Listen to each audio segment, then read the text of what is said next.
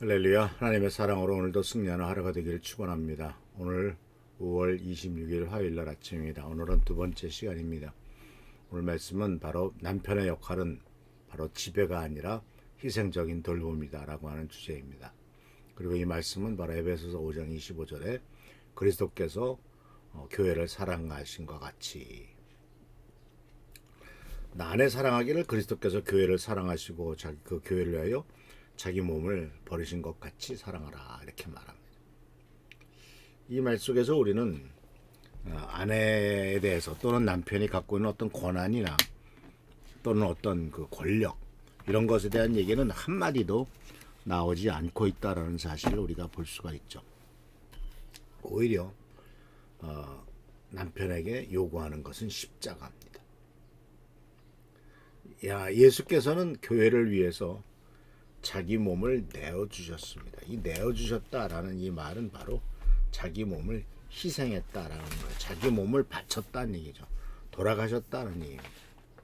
그러니까 이 말씀 속에서 예수 그리스도께서 행하신 여러 가지 일들이 있고 여러 가지의 모범적인 일들도 있지만 그 중에서 가장 중요한 모범은 바로 뭐냐면 자기 자신을 내어주었다라고 하는 것입니다.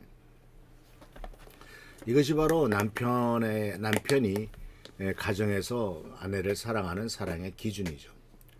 그래서 성경 말씀 속에서 보면은 이런 아름다운 모범들이 있죠. 대표적으로 남편과 아내 사이에서 그 희생을 했던 또 자신을 내어주었던 모습은 바로 보아스라고 하는 사람이죠. 매우 아름다운 남편의 모델입니다. 룻이라고 하는 여자는 알다시피 남편을 잃은 가난한 이방 여인이었죠. 유대인도 아닙니다. 모압 여자였습니다. 그래서 이 여인은 과부라고 하는 그 약자의 위치뿐만 아니라 이방인이라고 하는 위치, 여러 가지 면에서 자식도 없고 여러 가지 면에서 참 힘든 아주 약자 중에 약자인 모습입니다. 근데 사람들은요, 지금 현대 우리 사회에서도 여자가 혼자 있으면은 굉장히 대하는 게 가볍게 대합니다. 그리고 또는 무시합니다. 심지어는 마치 누구도 돌봐줄 사람이 없다라고 생각해서인지 주인이 없다고 생각해서인지 함부로 대합니다. 그러나 성경에 나오는 보아스는 이방인이고 과부이고 약자인 그 룻을 이용하지 않습니다. 함부로 대하지도 않습니다. 아주 철저하게 보호합니다. 또 그 여인을 존중합니다. 그리고 모든 이 절차와 과정에서도 어떤 부정적이거나 또는 과도한 어떤 행동이 아니라 아주 안전하게 하고 미래를 세워주는 모습을 발견할 수가 있습니다. 특히 다장마당에서 생겼던 사건들을 보면은 이 보아스는 자기가 갖고 있었던 권력이나 자기 자신의 어떤 그러한 세력 이런 것들 하나도 바로 사용하지 않고 그것을 이용하지 않고 철저하게 룻을 지키고 보호하는 입장으로 나아가는 것을 볼 수가 있습니다. 그래서 그는 욕망보다도 책임을 선택해죠. 이것은 바로 성경에서 보여주고 있는 남자들이 보여줘야 될 아름다운 남성사인 것을 보게 됩니다.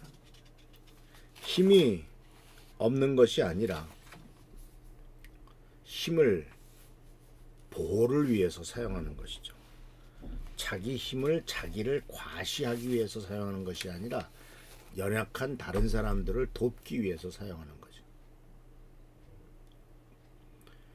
물론 조금 남편은 아닙니다만은 여자들에 대한 태도를 보여주신 또한 아주 중요한 모범은 바로 예수님 자신이죠. 예수님은 여인들에 대해서 절대로 여인을 무시하지 않죠. 한번 물론 가나안 여인에게 자녀들의 떡을 취해서 개에게 던지는 것이 옳지 않다라고 하는 말씀을 하신 적이 있습니다만, 그러나 그것은 그 여인의 믿음과 그 여인을 이렇게 테스트하기 위함이었지 인격적으로 무시하고 모욕하기 위한 것은 아니었죠. 예수님은 연약한 여자들을 함부로 대하지 않았죠. 특히 이 가늠하다 잡힌 여인이라든가 사마리아 여인이라든가 요한복음 4장에 또 병든 자라 또는 나인성 과부 아들이 죽었을 때 그 과부에 대한 태도나 이런 모습들을 보면은 예수님께서는 연약한 자들을, 특히 여자를 함부로 대하지 않았다는 것을 발견할 수가 있죠. 그래서 성경에서 우리들에게 요구하는 것은 남편도 역시 아내가 연약하지만 연약함을 공격하거나 연약함을 조롱하는 사람이 아니라 그것을 품는 사람이 되어야 될 것입니다.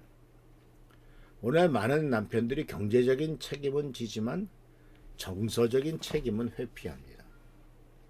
둘 다 져야죠. 경제적인 책임뿐만 아니라 정서적인 책임도 굉장히 중요합니다.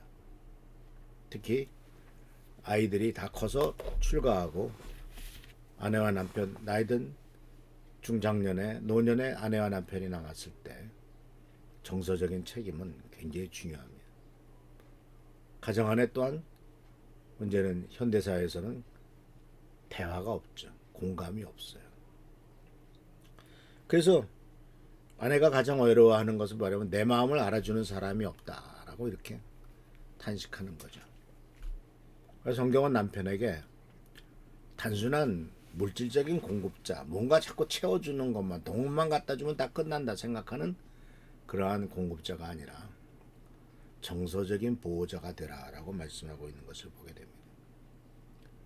보아스의 모습은 우리가 다시 한번 생각해 봐야 됩니다. 얼만큼 지혜롭게 그리고 또한 부드럽게 이 모든 일들을 처리했는지, 자기 목적을 이루기 위해서보다도 이 룻의 형편과 처지를 알고 그것에 맞춰서 아주 점잖게 일을 처리한 것을 보면 하나님께서 우리들에게 보여주시는 가장 중요한 남성의 모습이고 남편으로서의 모습이 아닌가 이렇게 생각을 합니다.